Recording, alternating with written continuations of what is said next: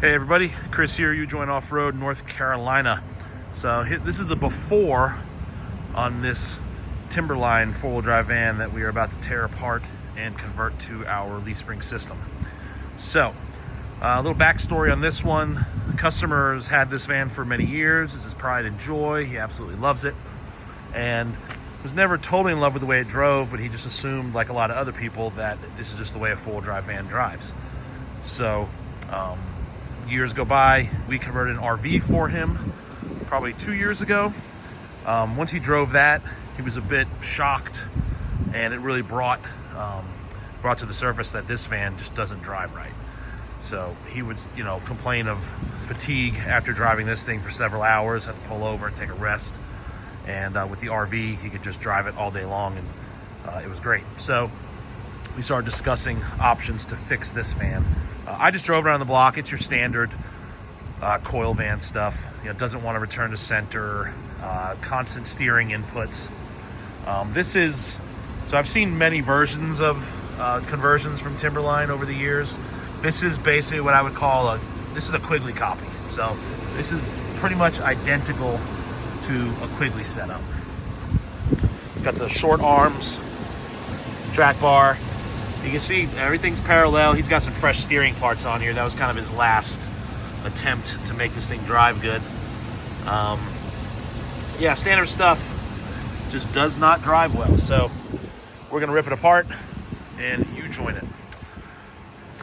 Here we go.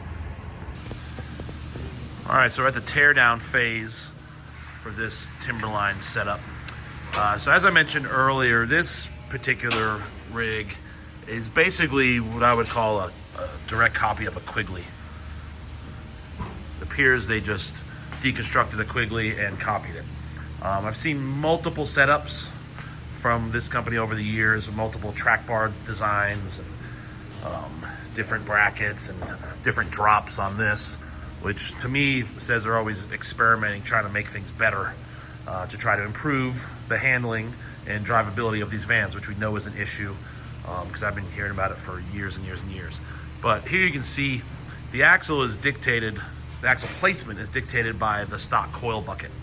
This is a common problem with the E-Series because of the track bar location. So this is where the track bar has to go. That's something you're gonna see in pretty much every E-Series four-wheel drive conversion. Because if you go further forward, you interfere with the steering. If you go further to the back of the vehicle, you interfere with the engine crossmember. So another thing that's common on E-Series conversions that are coil sprung with the stock axle location is contact here. So you can see this track bar has been contacting the differential cover. Now right now the wear spot is out, but at one point it was adjusted in. I don't know why it was adjusted, but at some point it's been adjusted.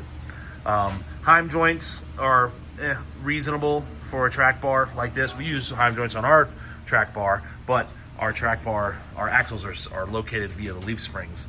This is way more critical on a setup like this. So I personally wouldn't use Heim joints on that, but you can. So I'll show you the after once we get our leaf springs set up in there, but that's a huge benefit of the leaf springs is we can locate the axle where we want via the center pin of the leaf springs. And we can also put the track bar mount on top of the springs because we run a crossover steering. So it gives us more clearance, more room for up travel, and overall a better driving, handling, and steering van.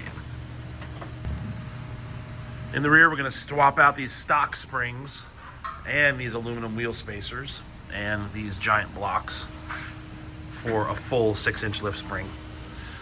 Spacers like this are what gives wheel spacers bad reputations because they're aluminum and they're not hub-centric. They're only lug-centric.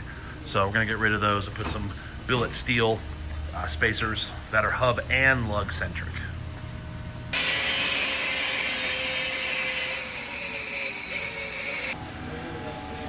All right, here we are into day one. Lots of cutting and grinding. Got the track bar mount cut off. Got the control arm mounts cut off. Got everything ground down clean. Now the chassis is ready to get U-jointed. We cleaned up this engine crossmember cut best we can without ruining the structural integrity.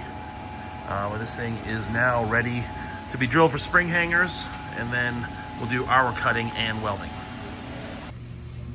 All right, lots of progress. The frame got drilled and welded. If you're looking for more info on all the specifics on that, you can watch our install video.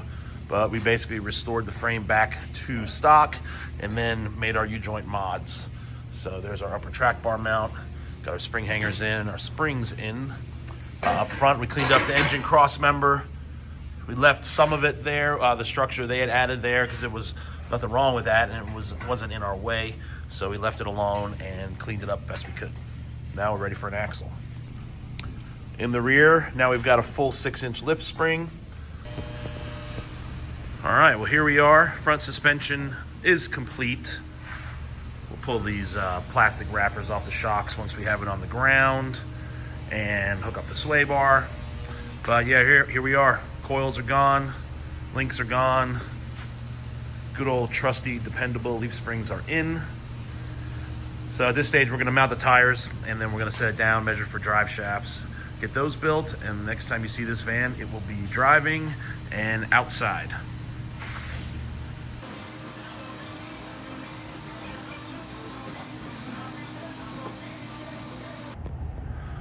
All right, well, here is the final product. Turned out really nice. So, since I shot this video over a few weeks, I may have forgotten something, or I may tell you something twice, so I apologize. So originally, when we started talking about this D-Timber setup for this particular customer, he was going to DIY it. So he sourced his own axle, and he's planning on doing it at home. And then he said, you know what? I don't think I want to do this at home.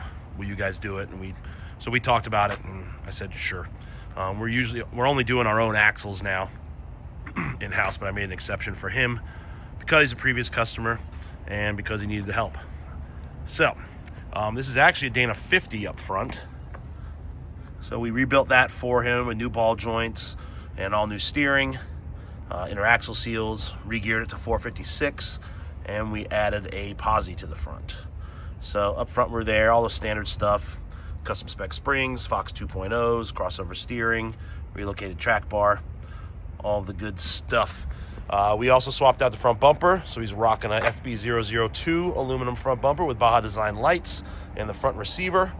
This rig does see a lot of beach time, so he probably has a basket or something for the front, or rod holders. He lives near the beach and is out there a lot. As I said earlier, he already has an RV we built. That's kind of what led to this job coming about, was he drove his RV and realized how much better it drove than his other van, which was coil sprung. Fresh BFGs. It's not often you see a set of BFGs come through here, but they are 285/75/18. We were able to keep the wheels that he had on the van before. They have the correct back spacing. They're 4 3/4, so no problem with those. We just added some fresh lug nuts. It had mismatched lug nuts on it, so we fixed that. Definitely got a more aggressive stance. Looking good. We redid the drive shafts. Because we move our axle forward, the front shaft had to be lengthened. And then in the rear, we basically just reworked it. It did not have a CV before, so we added a CV to the rear drive shaft and had it redone. Out back, we are all spring now, no blocks. Got the frame painted up, cleaned. Did a re-gear to 456 in the back, and did our heavy-duty shackles. So, turned out really nice. Drives great. He's picking it up today. Super excited for him to feel the difference on his van. He loves this van very much. It's actually got 180,000 miles on it. It's super tight, runs great.